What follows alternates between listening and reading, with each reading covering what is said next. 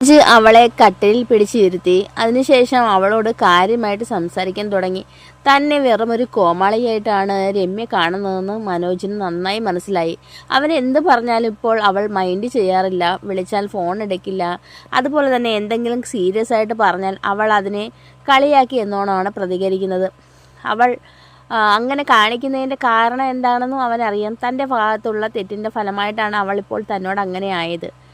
അവൻ സീരിയസ് ആയിട്ട് സംസാരിക്കാൻ തന്നെ ഉദ്ദേശിച്ചിട്ടാണ് അവളെ കട്ടിലിൽ പിടിച്ചിരുത്തിയത്. അവളോട് പറഞ്ഞു, രമ്യ, ഞാൻ ഒരുപാട് ജോലിക്ക് ശ്രമിച്ചു. ഏകദേശം ഇപ്പോൾ ഒരു ജോലി സെറ്റായിട്ടുണ്ട്. ഇൻ്റർവ്യൂ ഉണ്ട്. നീ ഒന്ന് നന്നായി പ്രാർത്ഥിക്കണം. എല്ലാം നമ്മൾക്ക് രണ്ടുപേർക്കും വേണ്ടിയിട്ടാണ്. അവൾ ഒന്നും മിണ്ടിയില്ല. നീ സീരിയസ് ആയിട്ട് തന്നെ എടുക്കണം. ഞാൻ പല തെറ്റുകളും ചെയ്തിട്ടുണ്ട്. ഞാൻ പല രീതിയിലും നിന്നോട് മോശമായിട്ട് പെരുമാറിയിട്ടുണ്ട്. പക്ഷേ ഇപ്പോൾ ഞാൻ സീരിയസ് ആയിട്ടാണ് സംസാരിക്കുന്നത്. അതുകൊണ്ട് നീ അതിൻ്റേതായിട്ടുള്ള രീതിയിൽ എടുക്കണം. അവൻ്റെ മുഖത്തേക്കൊന്ന് നോക്കി. പറയുന്നതിൽ കുറച്ചൊക്കെ ആത്മാർത്ഥത ഉണ്ടെന്ന് അവൾക്ക് തോന്നിയെങ്കിലും ഇവൻ്റെ രീതി അവൾക്കറിയാവുന്നതുകൊണ്ട് പൂർണ്ണമായിട്ട് അങ്ങോട്ട് വിശ്വസിക്കാനും പറ്റില്ല. അവൻ ഇപ്പോൾ നല്ല രീതിയിൽ നിൽക്കുകയും ചെയ്യും, അടുത്ത നിമിഷം വേറെ രീതിയിലാവുകയും ചെയ്യും. ഇതിപ്പോൾ ഒരുപാട് തവണ ആയതുകൊണ്ട് അവൾക്ക് പ്രത്യേകിച്ചൊരു അത്ഭുതമൊന്നും തോന്നിയില്ല. നല്ലതായാലും അയാൾക്ക് കൊള്ളാം, മോശമായാലും അയാൾക്ക് കൊള്ളാം.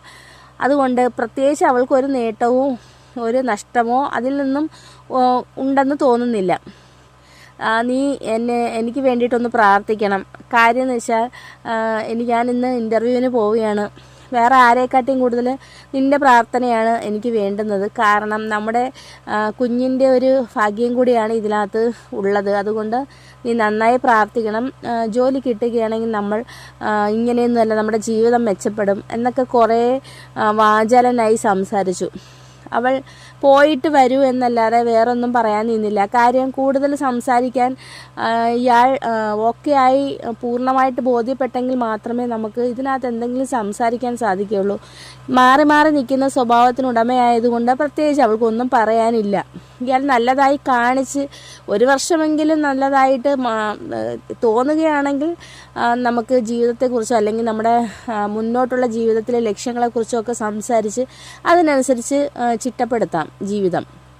പക്ഷേ ഇപ്പോൾ ഈ 2 ദിവസം നല്ലതുപോലെ നിന്നിട്ട് 3-ാമത്തെ ദിവസം മാറിയ ആളാണ് ഇയാൾ. അപ്പോൾ ഇയാൾ എത്രത്തോളം നല്ല രീതിയിലാവും എന്നുള്ളതൊന്നും ഉറപ്പില്ല. അതുകൊണ്ട് അവൾ പോയിട്ട് വരൂ എന്ന് മാത്രമേ പറഞ്ഞുള്ളൂ. പിന്നെ ജോലി ചെയ്താലും പൈസയൊന്നും തൻ്റെ കയ്യിലോട്ട് വരികയോ ഒന്നുമില്ല. അതെല്ലാം അയാളുടെ ആഡംബര ജീവിതത്തിന് ഉപയോഗിക്കുകയേ ഉള്ളൂ. അന്നേരം ഇതിൽ കൂടുതലൊന്നും സംസാരിക്കാൻ അവൾക്കില്ലായിരുന്നു. പോയിട്ട് വരാൻ പറഞ്ഞു. അങ്ങനെ അയാൾ രാവിലെ തന്നെ അവളുടെ അടുത്ത് സംസാരിച്ച് ക്ലിയർ ചെയ്ത് ഇറങ്ങി. അതിനുശേഷം അവൾ ജോലിയെല്ലാം ഒതുക്കി അവളുടെ ജോലിക്ക് പോകാനുള്ള തയ്യാറെടുപ്പുകളായി. ഇപ്പോൾ ആഹാരമൊക്കെ അത്യാവശ്യം കറികളോടുകൂടിയൊക്കെയാണ് അവൾ കൊണ്ടുപോകുന്നത്. കാരണം കുറച്ചൊക്കെ ഇപ്പോൾ ജീവിതത്തിൽ മാറ്റങ്ങൾ വന്നിട്ടുണ്ട്. പണ്ടത്തെ ആ പൊട്ടത്തി രമ്യയല്ല. കാരണം തീരുമാനങ്ങൾ എടുക്കാൻ കഴിവില്ലാതെയും എപ്പോഴും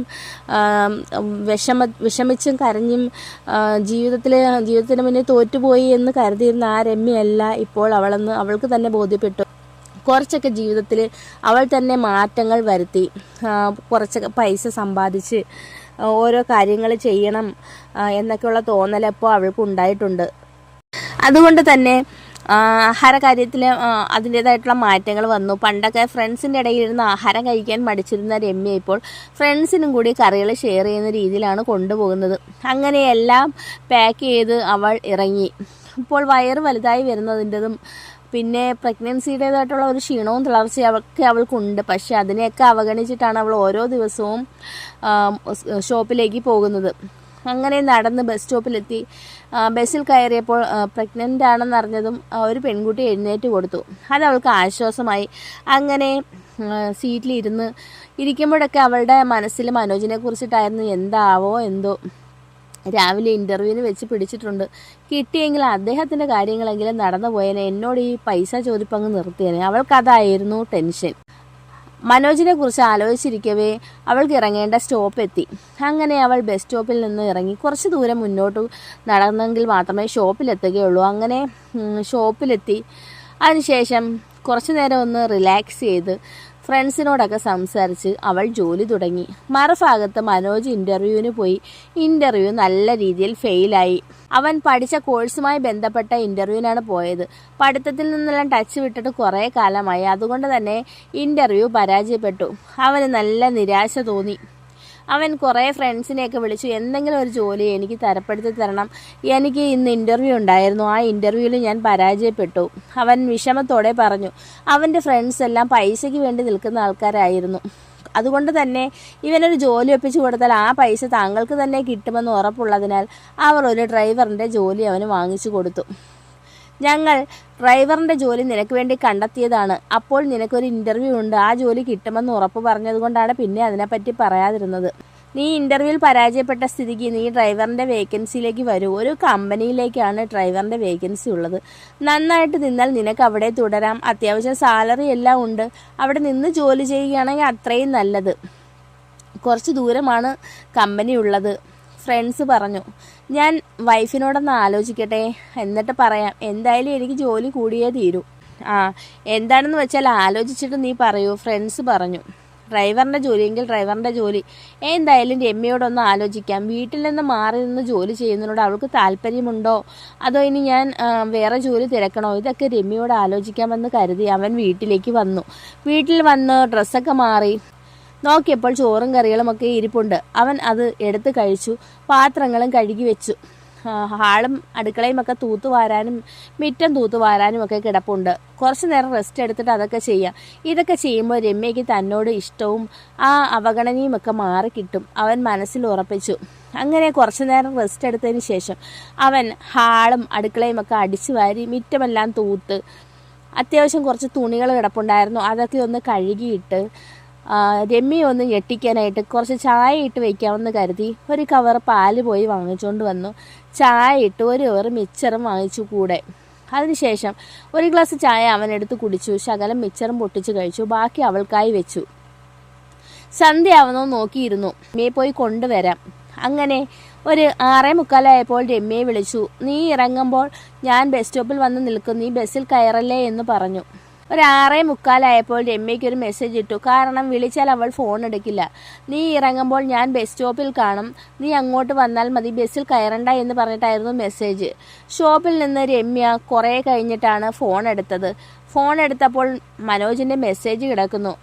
അവൾക്ക് പ്രത്യേകിച്ചൊന്നും തോന്നിയില്ല. ബസ് സ്റ്റോപ്പിൽ കാത്തു നിൽക്കുന്നുണ്ടെങ്കിൽ ബസ് കൂലി ലാഭിക്കാം, അവൾ അത്ര മാത്രമേ ചിന്തിച്ചോളൂ. അങ്ങനെ അവൾ നടന്ന് ബസ് സ്റ്റോപ്പിലെത്തിയതും മനോജ് ബൈക്കുമായിട്ട് കാത്തു നിൽക്കുന്നു. അവൾ ബൈക്കിൽ കയറി. അതിനുശേഷം അവർ രണ്ടുപേരും വീട്ടിലേക്ക് പോയി. വീട്ടിലേക്ക് പോകുന്ന ഭാഗത്തായിട്ട് മീൻ ഇരിക്കുന്ന കണ്ടു. മനോജ് വണ്ടി നിർത്തി കുറച്ച് മീൻ വാങ്ങിച്ചു. അതിനുശേഷം അവർ വീട്ടിലേക്ക് പോയി. വീട്ടിൽ ചെന്നതും അവൻ ലൈറ്റൊക്കെ ഇട്ട് ശേഷം അവളോട് പറഞ്ഞു, നീ വസ്ത്രം മാറിയിട്ട് വരൂ, ഞാൻ ചായ ഇട്ട് വെച്ചിട്ടുണ്ട്, അതൊന്നും കൂടി ചൂടാക്കാം. അവൾക്ക് അത്ഭുതം തോന്നി. പഴയ രീതിയിലുള്ള അടവുമായിട്ട് വരിക, പൈസ വാങ്ങിപ്പിക്കാനുള്ള അടവാണ്. ഇനി ഞാൻ പൈസ വാങ്ങിച്ചത് തന്നെ, ഇയാളിനി എന്തൊക്കെ എനിക്ക് സഹായം ചെയ്താലും പൈസ വാങ്ങിക്കുന്ന പ്രശ്നമില്ല. അവൾ അത് ഉറപ്പിച്ച് തന്നെ ഇരിക്കുകയായിരുന്നു. അങ്ങനെ അവൾ ഡ്രസ്സ് മാറിയിട്ട് വന്നതും അവൻ ചായയും മിച്ചറും എടുത്ത് അവളുടെ കയ്യിൽ കൊടുത്തു. അവൾ കഴിച്ചു. അവൻ്റെ സ്വഭാവത്തിൽ സ്ഥായിയായിട്ടുള്ള ഒരു മാറ്റം ഉണ്ടായാൽ തീർച്ചയായിട്ടും അവനെ താൻ സ്നേഹിക്കുകയും ഉൾക്കൊള്ളുകയും ചെയ്യും. പക്ഷേ അവൻ്റെ നമ്പരും അടവും കൊണ്ട് വന്നു കഴിഞ്ഞാൽ ഒരിക്കലും താൻ അവനെ അംഗീകരിക്കുകയില്ല, അവൻ്റെ കാര്യങ്ങളോട്ട് നടക്കാനും പോകുന്നില്ല. ഇതും അവൾ മനസ്സിൽ ഉറപ്പിച്ചു. അങ്ങനെ അവൾ ചായ കുടിച്ചു. കൂടെ അവന് ഒരു ഗ്ലാസ് ചായ എടുത്തിട്ടുണ്ടായിരുന്നു. ചായയൊക്കെ കുടിച്ചിട്ട് അടുക്കളയിലേക്ക് പോകാമെന്ന് വെച്ചപ്പോൾ പാത്രങ്ങളെല്ലാം കഴുകി വൃത്തിയാക്കി വെച്ചിരിക്കുന്നു. പച്ചക്കറിയൊക്കെ അത്യാവശ്യം നുറുക്കിയെല്ലാം വെച്ചിട്ടുണ്ട്.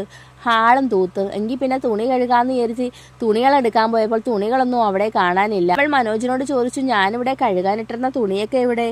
അതൊക്കെ ഞാൻ കഴുകിയിട്ടു, നിനക്ക് ഈ വയറും വെച്ചിട്ട് ഇതൊക്കെ ചെയ്യാൻ പാടല്ലേ? അവൾക്ക് ചിരി വന്നു. അവൾ നോക്കിയപ്പോൾ ബാക്ക് സൈഡിലായിട്ട് അശയിൽ തൻ്റെ തുണികളെല്ലാം കഴുകി നിരത്തിയിട്ടിരിക്കുന്നു. ഈ മനുഷ്യന് ഇങ്ങനെയുമൊക്കെ മാറാൻ കഴിയുമോ എന്ന് അവൾ ചിന്തിച്ചു. മാറ്റമൊക്കെ എവിടം വരെ പോകുമെന്ന് നമുക്കറിയാം, എന്തായാലും നോക്കാമെന്ന് അവളും ചിന്തിച്ചു. അങ്ങനെ അവൾ കുറച്ചു നേരം പോയി കിടന്നു. ഇനി പ്രത്യേകിച്ച് ജോലികളൊന്നുമില്ല. വൈകുന്നേരം താൻ വന്ന് ചെയ്യേണ്ട ജോലികളെല്ലാം മനോജ് ചെയ്തു കഴിഞ്ഞു. ഇപ്പോൾ ഇട്ടിരിക്കുന്ന വസ്ത്രം ഒന്ന് കഴുകിയിട്ട് ഒന്ന് കുളിക്കണം, അത് മാത്രമേ ഉള്ളൂ. രാത്രിയിലത്തേക്ക് ആഹാരം ഇരിപ്പുണ്ട്. പിന്നെ ഇപ്പോൾ കൊണ്ടുവന്ന മീനൊന്ന് കഴുകി വൃത്തിയാക്കി കറി വയ്ക്കണം. അതാണ് ഒരു മെയിൻ ജോലി. കുറച്ച് കഴിഞ്ഞ് അവൾ ഫ്രഷ് അവനായി എഴുന്നേറ്റതും മീൻ മനോജ് ഇരുന്ന് കട്ട് ചെയ്യുന്നു. അവൾക്ക് മനസ്സിൽ സന്തോഷം തോന്നി. ഈ മനുഷ്യൻ ഇങ്ങനെ ആയിരുന്നെങ്കിലെന്ന് അവൾ ആഗ്രഹിച്ചു പോയി. ദൈവമേ, എൻ്റെ ഭർത്താവിനെ എനിക്ക് ഇങ്ങനെ കിട്ടിയിരുന്നെങ്കിൽ ഈ ലോകത്തിലെ ഏറ്റവും ഭാഗ്യവതിയായ ഭാര്യ ഞാനായേനെ അവൾ മനസ്സിൽ പ്രാർത്ഥിച്ചു. അങ്ങനെ അവൾ കുളിച്ച് തുണി കഴുകാനായി ബാത്റൂമിലേക്ക് പോയി. ബാത്റൂമിൽ നിന്ന് ഇറങ്ങിയതും മനോജ് അടുക്കളയിൽ മീൻകറി വയ്ക്കാനുള്ള ഒരുക്കത്തിലാണ്. അവൾ അത് നോക്കി കുറച്ചു നേരം നിന്നു. അവൾക്ക് മനസ്സിൽ ചിരിയും വരുന്നുണ്ടായിരുന്നു. അങ്ങനെ അവൾ വീണ്ടും കുറച്ചു നേരം പോയി കിടന്നിട്ട് എഴുന്നേറ്റ് വന്നത് മീൻകറിയുടെ നല്ല മണമടിക്കുന്നു മൂക്കിൽ. ഇദ്ദേഹത്തിന് പാചകമൊക്കെ അറിയാമോ എന്ന് ഇവൾ അന്ന് അതിശയിച്ചു. കയ്യിലില്ലാത്ത വിദ്യകൾ കുറവാണല്ലോ, പാചകവും അറിയാമായിരിക്കാം. അങ്ങനെ കുറച്ച് കഴിഞ്ഞപ്പോൾ മനോജ് രമ്യയെ വന്ന് വിളിച്ചു. നീ വന്നിരിക്കൂ, ഞാൻ ചോറ് വിളമ്പാം. അങ്ങനെ അവൾ ഉള്ളിൽ ചിരിയടക്കാനാകാതെ അവിടെ വന്നിരുന്നു. അടുക്കള സൈഡിൽ തന്നെ ഒരു കസേര അവൻ ഇട്ട് കൊടുത്തിട്ടുണ്ടായിരുന്നു. അതിലേക്ക് അവൾ വന്നിരുന്നതും അവൻ ഒരു പ്ലേറ്റിൽ ചോറും മീൻകറിയും പിന്നെ അവൾ രാവിലെ വെച്ചിട്ട് പോയ കറികളും ഉണ്ടായിരുന്നു. അതൊക്കെ അവൾ ആസ്വദിച്ച് കഴിച്ചു. എന്തൊരു ടേസ്റ്റുള്ള മീൻകറി! എന്നും ഇദ്ദേഹം മീൻകറി വെച്ചിരുന്നെങ്കിൽ നന്നായി കഴിക്കാമായിരുന്നു. ഇത്രയും നാളും താൻ തന്നെ വെച്ച് കഴിച്ചത് കൊണ്ട് ടേസ്റ്റ് അറിയാൻ വയ്യായിരുന്നു. ഇപ്പോൾ വേറൊരാൾ വെച്ച് തന്നപ്പോൾ അതിൻ്റെ ടേസ്റ്റ് നന്നായിട്ട് അറിയാൻ കഴിയുന്നുണ്ട്. അവൾ അളവിലും കൂടുതൽ ചോറ് കഴിച്ചു. മനോജിന് അത് ഇഷ്ടപ്പെട്ടു. താൻ വെച്ച കറി കൂട്ടി തൻ്റെ ഭാര്യ ആസ്വദിച്ച് കഴിക്കുന്നത് കണ്ട് ഇനി ഇങ്ങനെ എന്തെങ്കിലുമൊക്കെ വെച്ച് കൊടുത്ത് അവളെ കയ്യിലെടുക്കണം. കിടക്കാൻ നേരം തൻ്റെ പുതിയ ജോലിയെക്കുറിച്ച് അവളോടൊന്ന് ഡിസ്കസ് ചെയ്യണമെന്ന് അവൻ തീരുമാനിച്ചു. അങ്ങനെ ബാക്കി പാത്രങ്ങളൊക്കെ അവൻ തന്നെ കഴുകാമെന്നേറ്റ് അടുക്കളയെല്ലാം ക്ലീനാക്കി വന്നപ്പോഴത്തേക്കും രമ്യ കട്ടിലിൽ കിടക്കുന്നു. അവനെ നോക്കുന്നുമുണ്ട്. അങ്ങനെ അവൻ അകത്തേക്ക് കയറി കതകടച്ചു. ഇനി ജോലിയെപ്പറ്റി അവളോട് സംസാരിക്കണം. അങ്ങനെ അവൻ പുതിയ ജോലിയെക്കുറിച്ച് അവളോട് സംസാരിക്കുകയാണ്. അപ്പോൾ നിങ്ങൾക്ക് ഇതുവരെ ഈ സ്റ്റോറി ഇഷ്ടമായെങ്കിൽ ലൈക്ക് ചെയ്യാനും കമൻറ്റ് ചെയ്യാനും സബ്സ്ക്രൈബ് ചെയ്യാനും മറക്കരുത്. അപ്പോൾ ഇതിൻ്റെ അടുത്ത ഭാഗമായി ഞാൻ വീണ്ടും വരുന്നതായിരിക്കും.